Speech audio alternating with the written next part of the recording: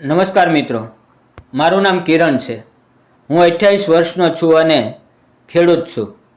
મારી પાસે 4-5 એકર જમીન છે અને હું મારા મા બાપ સાથે રહું છું. અમે ત્રણેય મળીને ખેતી સંભાળીએ છીએ. અમારું જીવન સાદું છે પણ ખુશખુશાલ છે. લગભગ 1 વર્ષ પહેલાં મારી માસીની દીકરી એટલે કે પરિણીતાના પતિનું અચાનક અવસાન થઈ ગયું. પરિણીતા ખૂબ જ સુંદર અને મીઠા સ્વભાવની છે, પણ પતિના મૃત્યુ પછી તે સંપૂર્ણ એકલી પડી ગઈ. તેનું આખું જીવન એક ક્ષણમાં તૂટી પડ્યું. મારા માસીએ મારી માતાને ફોન કરીને કહ્યું કે પરિણીતા હજુ પણ બહુ દુઃખમાં છે. 9-10 મહિના વીતી ગયા છતાં તે આ આઘાતમાંથી બહાર આવી શકી નથી. તેમણે કહ્યું, તમે એને થોડા દિવસ તમારા ઘરે રાખો. કદાચ નવું વાતાવરણ મળે તો થોડી રાહત મળે. પછી એક દિવસ મારી માસીના ઘરે ગઈ અને પરિણીતાને અમારા ઘરે લઈ આવી. જ્યારે પરિણીતા આવી ત્યારે હું આંગણામાં બેઠો હતો. જ્યારથી મારી નજર એના પર પડી ત્યારથી મારી આંખો ભીની થઈ ગઈ. તે બહુ દુઃખી લાગતી હતી. રડતા રડતા તેનું શરીર સુકાઈ ગયું હતું. ચહેરાની ચમક ઓછી થઈ ગઈ હતી. લગ્ન પહેલાંની પરિણીતા હંમેશા હસતી, ખિલખિલાતી. તેના હાસ્યથી આખું ઘર રોશન થઈ જતું, પણ હવે તેના હાસ્યમાં પણ દુઃખની છાયા જ દેખાતી. જ્યારે તે આવી ત્યારે મેં તેને પાણી આપ્યું. મા તેને અંદર લઈ ગઈ અને બધા માટે ચા બનાવી.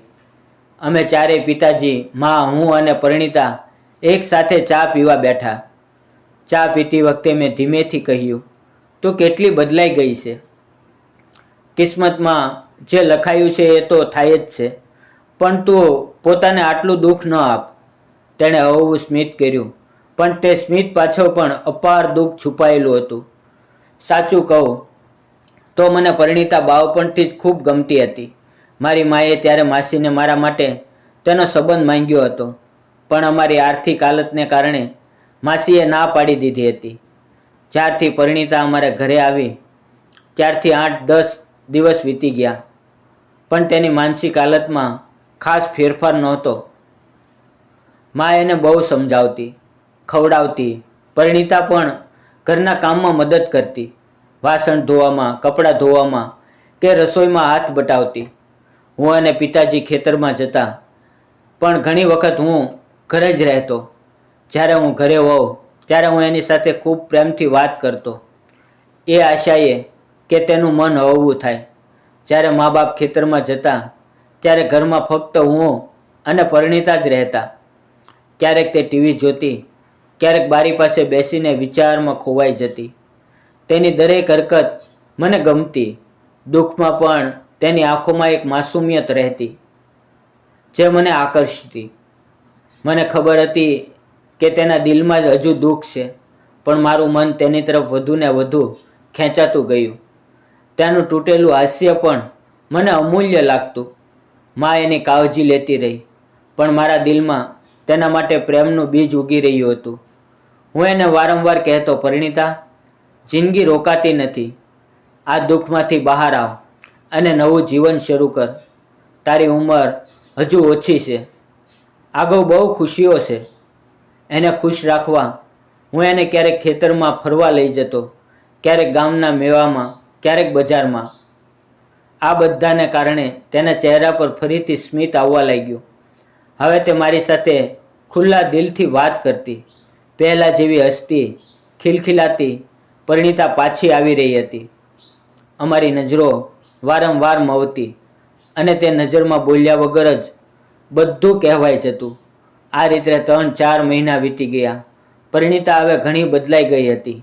તેની આંખોમાં મારા માટે અલગ જ ચમક આવી ગઈ હતી.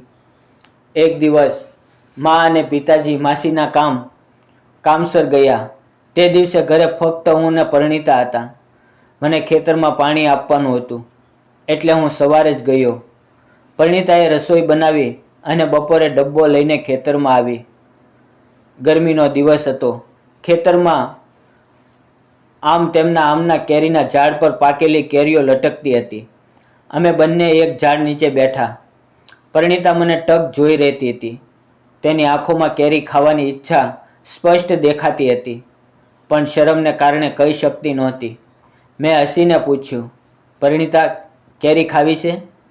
તેણે શરમાતા શરમાતા માથું હલાવ્યું. હું ઝાડ પર ચડીને કેટલીક પાકેલી કેરી તોડી લાવ્યો. તેને પાણીથી ધોઈને આપી. અમે બંને બેસીને કેરી ખાવા લાગ્યા.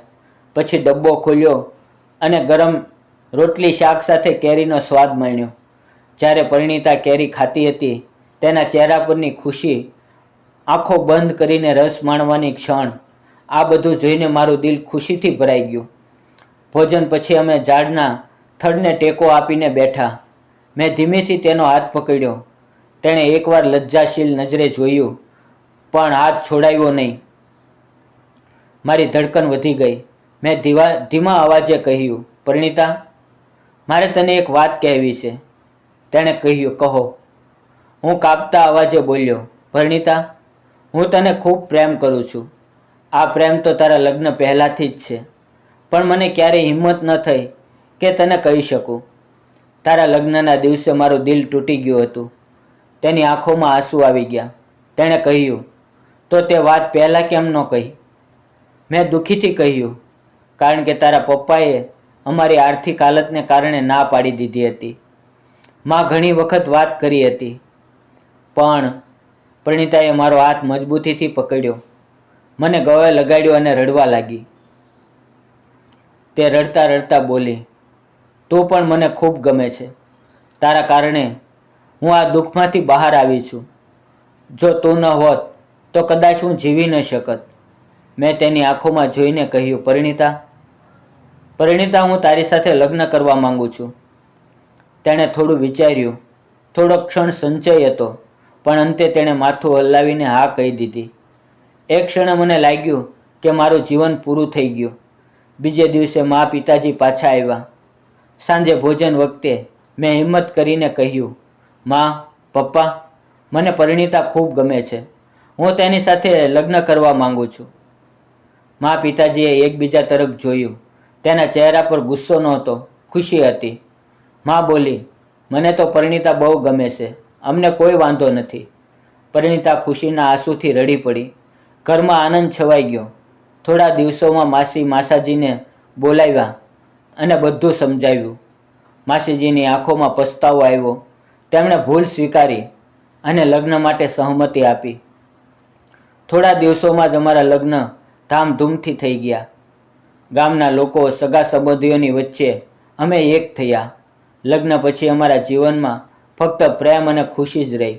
આજે હું, પરિણીતા અને મારા મા બાપ સાથે ખુશીથી જીવીએ છીએ. હું પરિણીતાને દિલથી પ્રેમ કરું છું અને તે પણ મને તેનાથી વધુ પ્રેમ કરે છે. મિત્રો, તમને શું લાગે છે? અમે લગ્ન કરીને સાચું કર્યું કે ખોટું?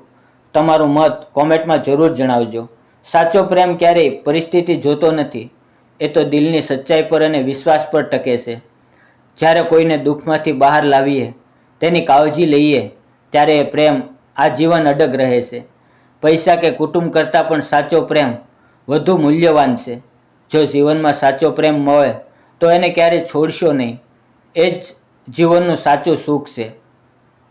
મિત્રો, આ વાર્તા તમને કેવી લાગી? કોમેન્ટમાં જરૂર જણાવજો. અને જો સારી લાગી હોય તો લાઈક, શેર અને સબસ્ક્રાઈબ જરૂર કરજો. ફરી મળશું મિત્રો એક નવા વિડીયો સાથે. ત્યાં સુધી ધન્યવાદ મિત્રો.